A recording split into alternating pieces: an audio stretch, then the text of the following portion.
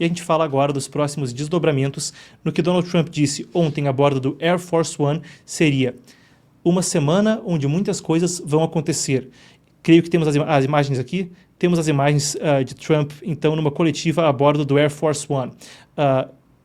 Temos, muito bem, vocês veem ele aqui ao lado. Ele deu uma coletiva a bordo do avião presidencial Air Force One ontem, conforme ele voltava de viagem para Washington, D.C. para mais uma semana à frente da presidência dos Estados Unidos. Respondendo a repórteres, ele não só disse que essa seria uma semana com muitas coisas acontecendo, quando ele se referia a conversas na Arábia Saudita, que acontecem amanhã, então, entre os Estados Unidos e a Ucrânia. Mas Trump disse também na coletiva que o país tinha voltado com o compartilhamento de inteligência com Kiev, como país do leste da Europa. Lembrando, anteriormente o presidente americano havia cortado o auxílio militar, logístico e esse compartilhamento de dados de inteligência para o país após aquele atrito com o presidente Volodymyr Zelensky na Casa Branca na sexta-feira, dia 28 de fevereiro, cerca de uma semana e meia, 2 semanas atrás. Ele disse que retornaria ao compartilhamento de inteligência. As palavras exatas foram "we about have". Nós praticamente, ou quase, a depender da tradução, já voltamos a compartilhar. O que é fundamental, esse compartilhamento de inteligência permite que a Ucrânia não só saiba como evadir de certos ataques que vêm da Rússia, mas ainda que possa utilizar mísseis como os Storm Shadow do Reino Unido, que dependem de dados de inteligência para, como armas teleguiadas, terem uma precisão maior.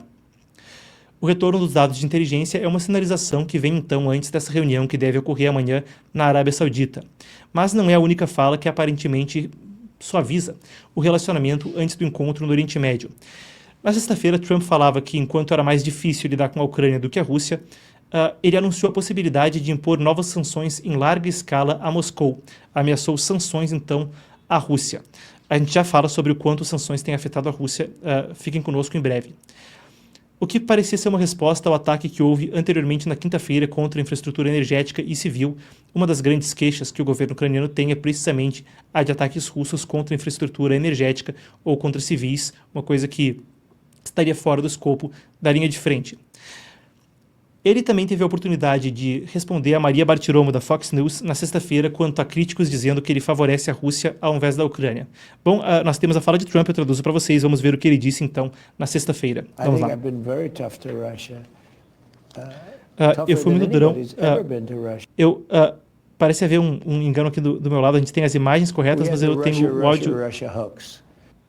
Eu tinha as imagens, mas não tinha o áudio correto. Vamos lá. Tougher than anybody's ever been to Russia, if you think about it. First, I think I've been very tough to Russia. Eu acho que eu fui muito duro contra a Rússia, mais duro do que qualquer já foi contra a Rússia, se você pensar nisso. Primeiro de tudo, nós tivemos aquele boato, Rússia, Rússia, Rússia, que foi uma coisa horrível, poderia ter levado para uma guerra. Depois, isso foi começado pelo Schiff e toda essa baixaria. E foi um negócio falso. A questão toda dos 51 agentes de inteligência, eu tirei as credenciais deles, eles não podem mais participar disso. Esses caras sabem que aquilo veio daquele laptop do inferno do Hunter Biden, que veio do banheiro do quarto dele, o que não é uma coisa bonita de ver. Disseram que era da Rússia. Eu fui muito duro, lembre-se disso. Fui eu que impedi aquele oleoduto russo, o Nord Stream 2. O Biden entrou e ele aprovou aquilo. Fui eu quem coloquei sanções sobre a Rússia. Fui eu quem dei as Javelins contra a Rússia. Eu fui muito duro. Mas eu me dava muito bem com Putin. Ouvimos então o que ele falou, disse que foi mais duro do que qualquer contra a Rússia. Nessa entrevista, Trump ainda destacou que, segundo ele, os europeus teriam gasto mais comprando petróleo e gás da Rússia do que eles teriam gasto ajudando a Ucrânia, foi uma das críticas que ele pontuou ali. Ele disse que, enquanto pessoalmente tinha um bom relacionamento com o líder russo, ninguém foi mais duro do que ele. Essas foram as palavras como vocês ouviram agora. E explicando o que ele queria dizer com o gasoduto, o oleoduto, ele falava do Nord Stream 2, então um duto de energia que conectava a Rússia com a Europa através do Mar Báltico e permitia à Europa a compra de energia russa, uma coisa que, durante o primeiro mandato, Rick Grenell, um dos principais oficiais de Trump para o assunto, também trabalhou com o presidente americano para impedir. Essa foi a crítica dele. A gente vê aqui, na sequência, O que então está em jogo na Arábia Saudita na sequência? O acordo de minerais que seria assinado naquela fatídica sexta-feira na Sala Oval deve então estar na pauta para a discussão de amanhã. É uma das questões que a gente espera seguindo adiante. O acordo de minerais de terras raras, no qual a Ucrânia cederá então parte das suas reservas de jazidas de minerais cruciais, críticos mesmo para a defesa nacional dos Estados Unidos, que tem reservas pequenas desse tipo de minério e hoje depende do seu principal adversário estratégico, a China, para adquiri-lo, deve então estar em pauta. Agora, eu quero falar com vocês a respeito de, no contexto das ameaças de sanções que vêm da parte de Trump, qual a situação da Rússia quanto ao assunto. E, de fato, uma das coisas que estima-se ser de grande interesse da Rússia nas negociações que vêm adiante e em eventuais conversas quanto a uma trégua ou paz são um alívio quanto à sua economia. Manter uma guerra custa e custa caro. Eu trago para vocês, na sequência que vocês veem aqui ao lado, isso é uma compilação do monitoramento de sanções da Rússia pela plataforma Castellum.ai, Castellum.ai, que é um dos principais monitores de sanção, uma empresa especializada nisso, mundialmente, que fornece serviços para que empresas saibam se elas podem ou não fazer comércios e de que tipos em diferentes países.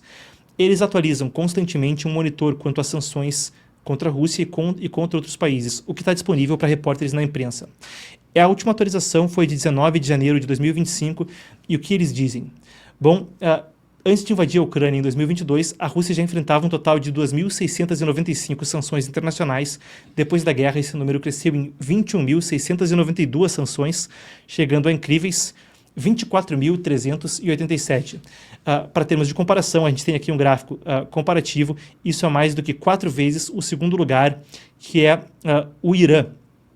Depois vem a Bielorrússia e a Venezuela, para a gente ter alguma noção, um país que também sofre pesadamente com sanções, vem lá em 9º lugar. A Rússia tem muito mais vezes sanções do que a tão discutida internacionalmente Coreia do Norte. E os Estados Unidos já lideram o ranking do país que mais impõe sanções à Rússia. Depois vem Canadá, Suíça, a União Europeia, França, Reino Unido, Austrália e Japão. Só o governo americano impõe mais de 7.000 sanções ao governo russo. E enquanto muito se fala sobre comércio clandestino, isso, em especial no início da guerra, teve sim um impacto brusco quanto à economia russa. E alguns especialistas argumentam que agora é que essas sanções começam a pagar dividendos, porque no longo prazo elas teriam estrangulado mais e mais a economia. Claro, a Rússia tentou se adaptar e muita gente fala de contrabando ou evasão de sanções através da China, em parte a Índia e alguns outros países com proximidade. Mesmo Turquia e Marrocos são citados como alguns países que serviriam de alguma forma para amenizar o impacto das sanções. Mas a gente destaca, por exemplo, que para tentar conter isso de alguma forma, o Banco Central Russo elevou a taxa de juros para 21%. Claro, se a economia russa não tivesse alguma resiliência, ela não teria perdurado até agora sustentando essa guerra. Mas fica aí essa questão. Também há diálogo sobre produtos de luxo ocidentais, dizemos agora a título de curiosidade, chegando também traficados Rússia dentro por contrabando via Afeganistão, via Cazaquistão, a Geórgia ou alguns outros com preços inflacionados.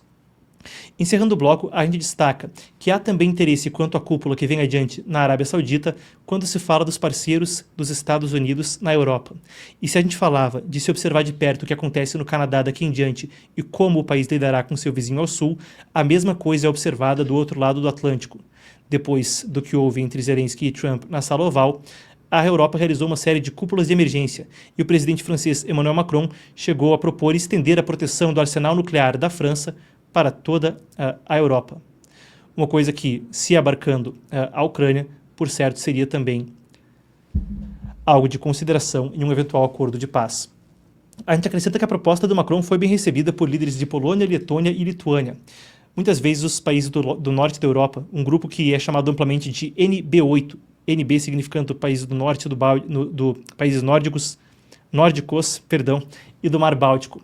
Mas então a gente fala de Estônia, Letônia, Lituânia, Noruega, Suécia, Finlândia, a Polônia e a Dinamarca. Talvez eu tenha conseguido cobrir todos os 8 aqui, agora eu falei de memória, nem tinha minha cola.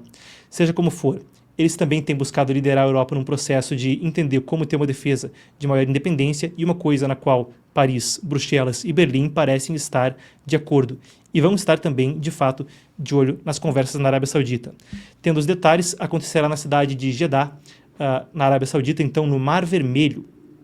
Zelensky está hoje na Arábia Saudita, ele não deve participar das conversas, mas visitou o líder do país, então o príncipe Mohammed bin Salman, que é de fato quem administra as coisas por ali. A gente terá Andriy Yermak, o ministro das Relações Exteriores Andriy Sybiha e o ministro da Defesa Rustem Umerov. Então, participando devem ser os mesmos negociadores que estavam falando com a Rússia. Então, Marco Rubio já confirmado, e devemos ver também Mike Waltz e Steve Witkoff do lado americano amanhã. Muito bem, a gente ficará de olho e você acompanhará por aqui também as atualizações, a cobertura da cúpula que acontece entre Ucrânia e Estados Unidos.